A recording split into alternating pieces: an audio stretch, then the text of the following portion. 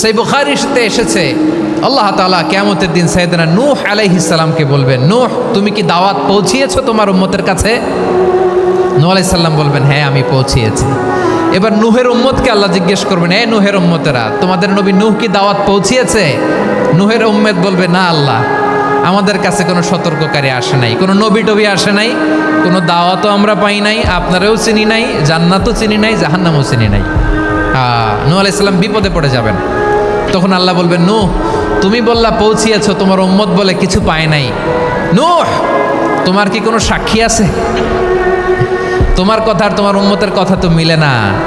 তুমি বললা তুমি আমার নির্দেশনা দাওয়াত পৌঁছে দিয়েছো, কিন্তু তোমার উম্মত বলে পায় নাই। নূহ তোমার পক্ষে কোনো সাক্ষী আছে? নূহ আলাইহিস সালাম বলবেন, আছে। কে? উম্মতে মুহাম্মাদি। তখন আমরা বলবো, আল্লাহ নবী নূহ আলাইহিস সালাম তিনি আপনি যা যা বলেছেন ঠিক তা তার উম্মতের কাছে পৌঁছে দিয়েছে। এবার নূহের উম্মতের সাথে আমাদের ঝগড়া লাগবে। তারা বলবে, তোমরা আসছো আমাদের হাজার হাজার বছর পরে, তোমরা কি করে জানলা? তোমাদের সাক্ষী ধর্তব্য হবে না?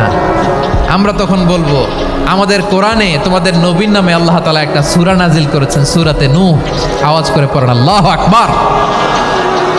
আমরা বলবো, আমাদের কোরআনে তোমাদের নবীর কথা আল্লাহ আমাদেরকে জানিয়েছেন, দিন রাত এক করে তোমাদের কাছে তিনি দাওয়াত পৌঁছেছেন। তোমরা কানের মধ্যে হাত দিয়ে রাখতা, চেহারাটা কাপড় দিয়ে ঢেকে রাখতা।